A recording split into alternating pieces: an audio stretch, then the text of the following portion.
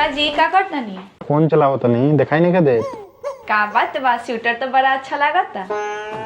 अच्छा लगी ना नया बा तारा नैयर गए रही तो तार भाई किन ले रहलन। फिर से चली ना एगो और खरीदवा ले हम। अभी तो 10 दिन पहले बेचारा किनलन ह आ फेरू जाए मैं फेरू किनवाएम तो लालची ना कहियन हमरा के। चली ना हमरो मन करता मम्मी से मिले के। मतलब हर 10 दिन पर तारा नैयर जाए के बा। हम उमे के मरद ना हई कि घर जिमाई बन जाई जाके ससुराल में। हम स्वाभिमानी मरद हई। रउआ तो कोनो चिंते ना रहेला हमर। ऐसे काहे बोलत तारू तू जान तारू रूंगी हम सबसे ज्यादा केयर तोहरे करेनी। चिंता रही तो देखती ना खटत खटत हमार हालत खराब हो जाता। खटत खटत हालत खराब हो जाता। तू कहलू कि नौकरानी रख दी तो नौकरानी रखा गईल। आधा काम माई कर देवेले आधा काम तहरा करे के पड़ेला वही में तार हालत खराब हो जाता। 2 महीना नैहर में रह गई है तो हमरा आराम करे के आदत हो गल बा। वहाँ भाभी खाना बनावत तली हम बैठ के खा तो नहीं है वहाँ खटत खटत हमार हालत खराब हो जाता। चली ना हुए हमरा नैहर रहल जाई। अरे तारा से कहनी हनु कि हम स्वाभिमानी मरद हई। हमरा तारा नैहर जाके घर जमाई नहीं बने के तारा जीजा नियर ई तारा जीजे पर शोभेला। हम स्वाभिमानी मरद हई जा काम करो। हे भगवान हम आलूए छिले ला धरती पाए रहनी का सोचले रहनी है का भइल। सोचले रहनी बियाह के बाद रानी बन के रहन बन गनी नौकरानी। एगो काम करत तनी पहले मम्मी से ही बात कर लेतनी उहे कुछ उपाय बताई हन कि हमरा कैसे आवे के बा।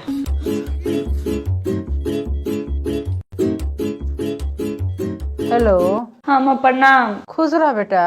यहाँ खटत खटत हमार हालत खराब हो जाता है कितनो काम करत तनी कहता लोग काम करो वहाँ रहनी है तब भाभी बनावत अली हम बैठ के खा तनी है कोनो उपाय लगावो कि हम आई हुआ हम ना रहे हुआ अब। ऐसन करता लो। अच्छा बेटी हम दिमाग लड़ा के तरह के बुला लेते हैं तू चिंता मत कर। यही जे तू आ जइह तहर भाभी बनई हन तू बैठ के खइह। ठीक बा रख तनी प्रणाम। माँ जान तारू उ हमरा भी आए रखियो आ कहतिया कि हमरा नैहर जाए के बा हमरा से इतना काम ना होई। हमरा नैहर में आराम करे के आदत लग गइल बा हमरा के ले चली नैहर और वो घर जमाई बन के होई जा रही तो हम अच्छा से डोज दे देनी है। हमरो से कहत रखिए कि हम नैहर जाएम। ऐसन काम चोर पतो हमरा मिल गए कि जब भीड़ के दिन देखे ले कि काम बा तो नैहर जाए के बहाना खोजे लगेले। के कर फोन आवता तोरा सास के फोन है।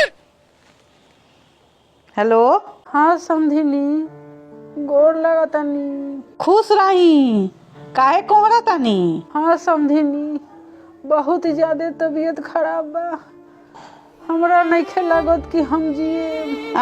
हमरा बेटी के तनी भेज दी समझिनी तनी हमार मुंह देख ले हमहू अपना जीवन के अंतिम दिन में मुंह देख ली बेटी के भेज दी समझिनी। ठीक बा रउआ घबराई मत रोई मत हम भेज दे हम रउआ बेटी के।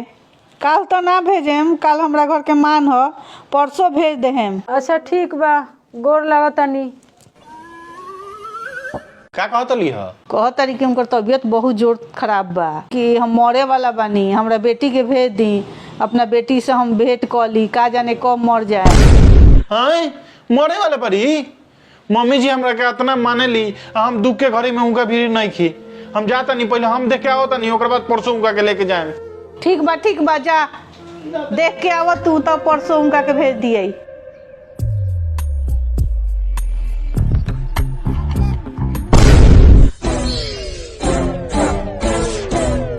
मम्मी जी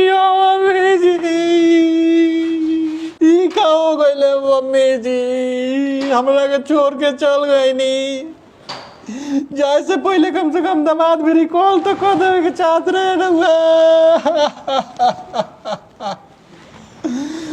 अपने बेटा बेटी से ज्यादा रुआ हमरा के मानत रहनी और हमरा के ना बताइनी हमरा से बिना बतैले चल गई नी मम्मी जी।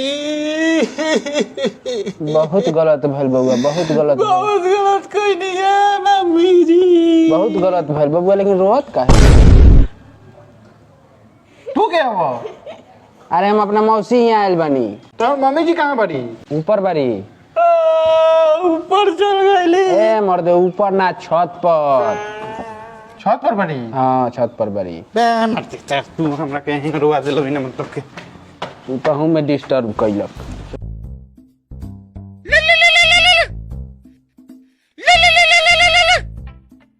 हेलो। हाँ बेटी, तोरा सास के बोका बना देनी। हम फोन करके कहनी है नु कि हम मरे वाला बानी, तो मान गईली ह। तो कहलिए कि हम परसों भेजे, तो हम कहनी कि हाँ भेज दी। ठीक कैलू हो, तू ही दिमाग वाला बारू, ऐसे हम तहार कहल करेनी। अपना माई के दिमाग के मान गईलू नु, अब से अपना सास के बोका बनावे के होई नु तो हमरे लगे फोन करिए बेटी। हमरा भेड़ी एक्सपीरियंस बा, हमहू अपना सास के बोका बनावत रहनी। ठीक बा माँ, ठीक बा। ठीक बा, अपन सामान सहियार लो, परसों आ जाइयो। ठीक बा, प्रणाम माँ। ठीक बा, सामान सहियार लियो। खुश रह, खुश रह। सासू माँ, रउआ दोनों माई बेटी मिल के हमरा माई के बोका बनाओ तनी लोग। हम भागत भागत गिरत पड़त आओ तनी कि हमरा सास के तबीयत खराब बा, दुनिया से जाए वाला बारी। और वो एजा बैठ के अपना बेटी के शिक्षा देतनी कि कैसे घर फोड़े के बा। तो का करी, हमरा बेटी के टॉर्चर करत तनी लोगन। तो रो बेटी के टॉर्चर कइल जाता। एगो नौकरानी लगा देले बनी, माई बिया घर में काम करेला, आ तनी मनी काम करे के पड़ेला तो नैहर भागे पर तैयार हो जाली।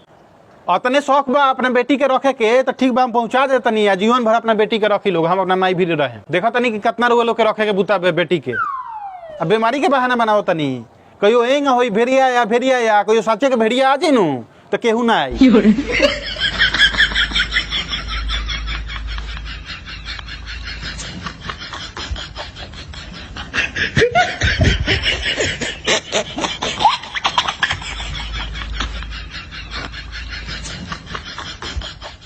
हमरा आशा बा कि वीडियो रउआ लोग के बहुत अच्छा लागल होई। यूट्यूब पर देखा तनी तो सब्सक्राइब करी, आ फेसबुक पर देखा तनी तो फॉलो करी, आ लाइक कमेंट आ शेयर तो जरूर करें। आ कमेंट रउआ लोग के पढ़ के हमरा बहुत अच्छा लागेला, बहुत खुशी मिलेला कि रउआ लोग अच्छा कमेंट करेनी। रउआ लोग के कमेंट पढ़ के हमरा खुशी होला, आ अच्छा लागेला कि रउआ लोग अच्छा चीज के आगे बढ़ावतनी, आगे बढ़ावत रही। ऐसे ही अच्छा चीज के आगे बढ़ाए, तबे बुरा चीज से छुटकारा मिली। धन्यवाद।